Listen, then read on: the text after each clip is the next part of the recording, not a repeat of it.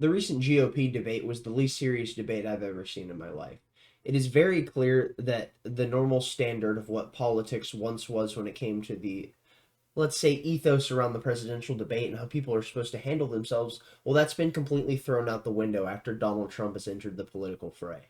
We see now that it's nothing more than a smear campaign, and everyone was going after Vivek Ramaswamy endlessly. The only person that didn't consistently attack Vivek was Ron DeSantis, which I found quite fascinating because I think he's realizing that Vivek is someone that is somewhat akin to him, and that by attacking him, he may do himself a disservice, so he didn't really do it much. Really unsure. Either way, it's nothing more than a clown show. Let's go ahead and jump into the fact of what these smear merchants had to push. Nikki Haley being nothing more than a neocon. Same thing with Mike Pence. Vivek Ramaswamy being pretty on point about a lot of things, but in the end, still being a war hawk when it comes to China, still being a war hawk when it comes to how to handle the cartels in Mexico. Absolutely insane. Let's go ahead and jump in. We're starting this off with a tweet from Liam McCollum where he has a clip of the debate, and here we see it says, "If this was a business, you would probably all be fired in Washington. This needs to be said more often." And I couldn't agree more, because if the people in government were held to the same standard of the people in the market, they would have all been fired 10 times over for the amount of profit that they would have lost us. Let's go ahead and jump into this clip. Him for that. Senator Scott, the national debt has nearly doubled in your time in office. The approval rate for Congress is at a mere 19%.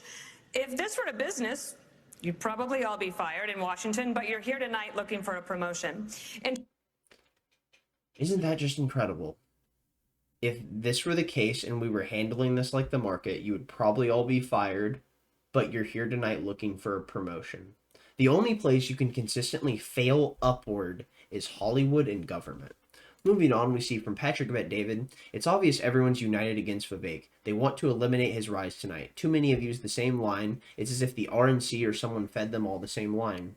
And then we see from Jessica Vaughn, "Vivek is the MAGA candidate that's going to take the torch if Trump can't continue. Makes sense they'd move this way since he's the obvious one who's ascending. That's the one thing the machine can't have. Unsurprising, the establishment would have a massive body to assault this position." And that's absolutely true, because I could not agree with that more. And here we go on Dave Smith. "It's insane how much Vivek is being interrupted and talked over. I've never seen anything like this in a presidential debate." Fully agree. They were just doing nothing but slandering him endlessly, attacking him nonstop, interrupting him all the time. Whether it was Tim Scott, whether it was Mike Pence, Nikki Haley, Chris Christie, they were all going after him relentlessly. And I will admit, I was surprised that Ron DeSantis wasn't doing the same. But that may come with the fact that he understands that the people that are jumping between both him and Vivek mentally are trying to decide, who is it that I want to vote for? And if he ends up tarring Vivek a bit too much, they may not want to go with Ron DeSantis, because they'll see him as nothing more than an establishment politician that's playing the game of trying to smear someone who is what appears to be an anti-establishment figure. Okay. Moving on to this from Glenn Beck, it says, "I've officially given up on this stupid debate. This is the worst debate I've ever seen in my life. Why does the GOP keep going on these networks? The only winner is Trump because he's not anywhere near here." And that's absolutely true. When you can see the polls that were actually taken, people were saying that Donald Trump actually won the debate even though he didn't show up. And then the person after that was Vivek. But moving on, we'll see Nikki Haley. "Vivek got rich off of China, and now he wants to throw Taiwan to the communist wolves. His promise to abandon Taiwan in 2028 sends a dangerous message to our enemies and our allies." We don't have an obligation to defend Taiwan, for one. That's just point blank. We do not have an obligation to do so. And all of the military and naval drills that have been run show that we lose that scenario 10 times over. That would be like us sitting there defending Cuba and China trying to overtake that landmass. You have no chance. Our military is stationed throughout this entire hemisphere, and you think you have the opportunity to do so? No, of course not. Much like we wouldn't be able to actually take Taiwan. Alrighty, and moving on, we see another clip. This is Nikki Haley. What we see is she goes after Vivek. "Every time I hear you, I feel a little bit dumber." Nikki Haley really extracting the inner wine mom. Speaking. There's one person on this. This is infuriating because TikTok is one of the most dangerous social media apps that we could have. And what you've got, I honestly, every time I hear you, I feel a little bit dumber for what you say. Because I can't believe that here you've got a TikTok situation. What they're doing is... Okay, so she's like, "The fact that I'm having to listen to you speak, every time I hear you talk, I feel a little bit dumber." Vivek is easily the most eloquent person on the stage, easily the smartest person in politics today, maybe outside of like RFK Jr. I cannot believe that she is saying this. This is just further proof that these are not serious people. Nikki Haley then saying a win for Russia is a win for China. Further proof that these are not serious people. The idea that a win for Russia is a win for China is the most brain-dead neocon talking point I can imagine. Us ginning the idea of the world empire into expansion, further pushing NATO towards Russia's border, is something that is pushing Russia closer to China. But because they live in this mindset where you have to go ahead and solve all the problems in the world by achieving peace through strength, well, man, it's genuinely unbelievable. And I'm not even saying that you don't achieve peace through strength, but what you don't do is achieve peace through strength by exerting force upon free nations. That is not how this works. Also, people like Nikki Haley want to completely remove all of the historical context of what led up to something like the Ukraine debacle and what's going on with Putin's invasion of Ukraine. But that's a video in itself. Let's go ahead and jump in. We see Colin Rugg breaking. Vivek Ramaswamy calls to the end of birthright citizenship for kids who were born in the U.S. with parents who legally entered here. Wow. And that is an absolute wow. This is something that I've never seen a president put forward. I'm surprised to see Vivek do it because I'm pretty sure this is actually how he got his citizenship. Let's go ahead and get into this clip. But I do go a step further. You're right about that, Ilya. I favor ending birthright citizenship for the kids of illegal immigrants in this country. Now, the left will howl about the Constitution and the 14th Amendment. The difference between me and them is I've actually read the 14th Amendment. What it says is that all persons born or naturalized in the United States and subject to the laws and jurisdiction thereof are citizens. So nobody believes that the kid of a Mexican diplomat in this country enjoys birthright citizenship. Not a judge or legal scholar in this country will disagree with me on that. Well, if the kid of a Mexican diplomat doesn't enjoy birthright citizenship, then neither does the kid of an illegal migrant who broke the law to come here. Alrighty. So if you go ahead and you can play it back for just a moment, you'll see the stare DeSantis gives him, just this glare. You can see that he clearly does not like Vivek, and he understands he is the #1 challenger when it comes to Ron DeSantis actually having a shot of being the president. I would argue Ron DeSantis' main shot of becoming the president, and even in his own eyes, in his own campaign's eyes, is that Donald Trump gets indicted and goes to jail and is unable to run, or he simply makes a plea deal where he acquiesces and chooses not to run so he doesn't end up going to jail. I think that is DeSantis' best bet, and I think that's actually something he's been betting on when it comes to how he would actually become president. Anyways, let's go ahead and get into this clip from Valuetainment. It says, Vivek Ramaswamy at the second presidential debate says hardship is not a choice, but victimhood is. And this clip is fantastic. I'm going to go ahead and full screen this so you can go ahead and watch it. I genuinely think this is one of the places where Vivek excels, is talking about the fundamentals of how we orient ourselves around purpose. And this is another thing that's a big part of his campaign when he talks about the ideas of how we need to reconquer what it means to be American, how we have to reconquer the American identity. All right, let's go ahead and jump in. Mr. Ramaswamy, you've said you really empathize with the strikers. You're standing next to Senator Scott. And do you agree with what he said, or do you think he's wrong? I agree with some of what he said, for sure. I like the spirit of it. I'll say that I don't have a lot of patience for the union bosses. I think that's where he and I actually have a common view. I do have a lot of sympathy for the workers, however. People are going through real hardship in this country. I've been through hardship growing up. My father stared down layoffs at GE under Jack Welch's tenure at the GE plant in Evendale, Ohio. My mom had to work overtime in nursing homes in Southwest Ohio to make ends meet and pay off our home loan. So I understand that hardship is not a choice. But victimhood is a choice, and we choose to be victorious in the United States of America. You know what, if I was giving advice to those workers, I would say go picket in front of the White House in Washington, D.C. That's really where the protest needs to be. Disastrous economic policies that have driven up prices, that have driven up interest rates and mortgage rates, at the same time wages remaining stagnant. What we need is to deliver economic growth in this country, unlock American energy, drill, frack, burn coal, embrace nuclear energy, put people back to work by no longer paying them more money to stay at home, stabilize the U.S. dollar itself, and rescind a majority of those unconstitutional federal regulations that are hampering our economy. That is how we unleash American exceptionalism. And that's not a Democratic vision or a Republican vision. That is an American vision, that we embrace economic growth, and capitalism is still the best system known to man to lift us up from poverty, and we should not apologize for it. That's what it means to be an American. Vivek is really spot on when he talks about the idea of we have to abandon victimhood mentality, because what we've seen recently in the past decade is that victimhood has been the primary currency of our age. And the thing that I really think is going to be shifting, and this is going to be the major change that really pushes society into a different metric of how we're going to be seeing success, is that I think authenticity is going to be the currency of the new age. And with it, I think you'll see a whole new wave of people that will become successful solely based on the fundamental of how authentic they are. They're not going to have the most pristine presentation, but just because they are being honest and true to themselves, they will, in turn, in time, be able to conquer success. And that is something that I believe will come in due time once we have truly abandoned victimhood mentality. Let's go ahead and jump into this other clip. We see, this is Vivek, and it says, transgenderism is a mental health disorder. And if you look in the DSM-5, that is what it's categorized as, is talking about gender dysphoria.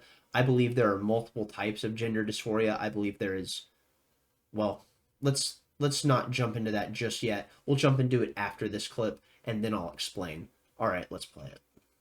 Have the ability to change their identity without parental notification. Governor Christie told Stewart last week that he would pass a federal law to protect parental rights. Would you try to do the same? I have to be very clear about this. Transgenderism, especially in kids, is a mental health disorder. We have to acknowledge the truth of that for what it is. I met two young women early in this campaign. Specifically on parental rights in schools. Parents have the right to know. And you know what the hypocrisy of this is? Even New Hampshire failed to actually get past a piece of legislation here. The very people who say that this increases the risk of suicide are also the ones saying that parents don't have the right to know about that increased risk of suicide. And I'm sorry, it is not compassionate to affirm a kid's confusion. That is not compassion, that is cruelty. I met two young women, Chloe and Katie, early in this campaign, who are in their 20s, now regret getting double mastectomies and a hysterectomy. One of them will never have children. And the fact that we allowed that to happen in this country is barbaric. So I will ban genital mutilation or chemical castration under the age of 18, and parents have absolutely the right. Would you try to pass a federal law that says parents should have that right? We are going to require states absolutely have to follow that through. We stand for parental rights. Yes. This is a fickle subject, so I'm honestly still not going to pull my punches about how I feel. I think Vivek is right about this. I think this also comes down with what I said about victimhood being a currency. But another thing that's so important to understand is that if you're a free-willing adult and you want to make these decisions, you do what you do with your body, and it's your right to do so. Even if I disagree with the actions you take, it does not matter, because you as an adult get to make those decisions. But children don't get to make those decisions, because children can't consent. And if children can consent, the metric that is then pushed after that ethos is established is a dangerous one that will be taken to the nth degree by the most heinous people imaginable. So he's spot on when he talks about something like this, but he's absolutely wrong when he talks about Mexico, China, Taiwan, Israel. But nonetheless, that's not what we're talking about with this clip. The thing that Vivek is so spot on about is the fact that parents absolutely have the right to know everything that's going on with their child, and they should not have to be doing investigative research to understand what their children are learning. It should be ease of access, and they should know it. And on with this, with the process of knowing what your children are going through, we need to talk about the fact of what I was saying with the 4 types of transgenderism. In the DSM-5, there are only 3 that are categorized, but I believe there's a 4th, and we'll get to it in the end. So the first would be gender dysphoria. Gender dysphoria being people who believe that they are in the wrong body and that they should be the opposite sex or gender. I'm not sure. I'm not incredibly educated on sex and gender and how the people have rebended the words to mean whatever they want them to be. Anyways, we're going to go ahead and move on. So you believe you're the opposite sex, or you feel as if you're in the wrong body. And then we have autogynephiles, which are men who are sexually aroused at the thought of being seen as women. We have autoandrophiles, which are women who are sexually aroused at the thought of being seen as men. And then the 4th one, I would say, is algorithmic manipulation. That is something that no one wants to talk about, and even someone like Vivek, when he talks about transgenderism, doesn't ever talk about the fact that there are multiple different kinds of this, and that there are people who genuinely do suffer from things like gender dysphoria, who feel a deep pain in their soul because they feel they're in the wrong body, and then they are then tarred and feathered with the brush of the people who are using this as a sexual fetish. And then the people who are then co-opted by an algorithm are then also tarred with the same brush. And that is tragic. The fact that there are people who are genuinely suffering and they're looking for purpose and they don't know who they are and they're on a genuine quest for it because they feel lost, and they are just going to be maligned and destroyed by people in society because they have no one looking out for them, because the people who are using this as a shield many of times as well are going to be acting as if they are the good people while beating you down with the stick of morality. And many of the times it does not matter if the stick you are being beaten with is called the people stick. You never feel like the people are standing for you. So here's the deal. We're going to go ahead and jump in and we're going to give an honorable mention to Doug Burgum. Doug Burgum randomly getting into the debate off of the process of, I believe, a gift card giveaway. But Doug Burgum made some solid points. Doug Burgum's not going to go anywhere when it comes to anyone's administrations, I don't believe, but he's absolutely spot on when it comes to the understanding of how we need to handle the electric car industry and how dangerous it is because of how profitable it is for China. Doug Burgum made an excellent point last night. Biden's electric car scheme hurts the earth more than it helps it. Because of this, you consider how the earth has to be raped to yield the minerals for batteries. And yet you consider child labor produces most of these minerals. And yet you realize 85% of the revenue for those batteries will go straight to China. The whole green energy scheme takes on a whole new corrupted look. Car manufacturers are on strike because they can see the writing on the wall. 4 more years of Democrats will be the end of their jobs. This is not political rhetoric. It's dollars and common sense. And if we end up actually making it so we're regulating the industries of the automobile manufacturers so they can only make electric cars, yes, this is absolutely true. Moving on, we see Luke Rudkowski. It says Ron DeSantis and Nikki Haley left without taking any questions from the press. Chris Christie didn't even show up to the spin room. Vivek is the only presidential candidate that is actually taking questions from the press. Luke Rudkowski of We Are Change, please go give Luke a follow on wherever, any social media platforms you use, any video platforms you use. He's genuinely fantastic. I was following Luke back in 2007, 2008, 2009, the really early times of my formative understandings of politics, where he brought me into the fold of really seeing the world through what was happening with the Occupy Wall Street crisis. And that was something that was incredibly amazing because you got to see on the ground footage from people like Luke who were actually interviewing people that were talking about the fact that it was the 99% versus the 1%. The people who don't own banks versus the people who own the banks. And that is what got me into the understanding of the nature of politics, the people versus the elites, was class warfare through Occupy Wall Street. Let's go ahead and jump into this clip. All right. Step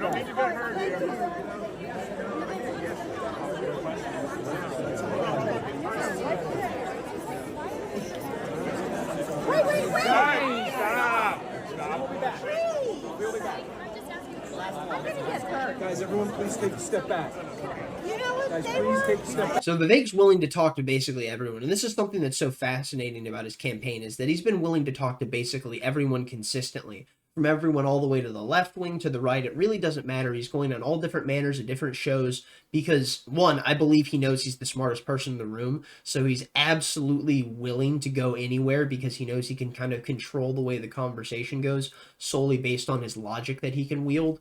But with that, I think it's an incredibly powerful tool because he understands that old media is dead. The legacy media is gone, and with it, what we see is the podcast format is so much more engracing to so many people because, well, what's more stimulating? Listening to a 1 to 2 minute clip in a debate where people are consistently interrupting someone, or a long, thoughtful, deep conversation about the nuances of so many different issues where the minutia gets completely left behind in these 1 minute sound bites. That's all I've got for this. I'm going to go ahead and leave it there. Thanks for watching if you got this far. Thumbs up if you liked it. Thumbs down if you didn't. Tell me where I'm wrong in the comment section down below. I will be making a video on Joshua Smith running for the president under the LP, as well as Michael Rectenwald running for president under the LP very soon. Thank you for watching if you got this far. As I said, stay lovely, stay great. Peace out.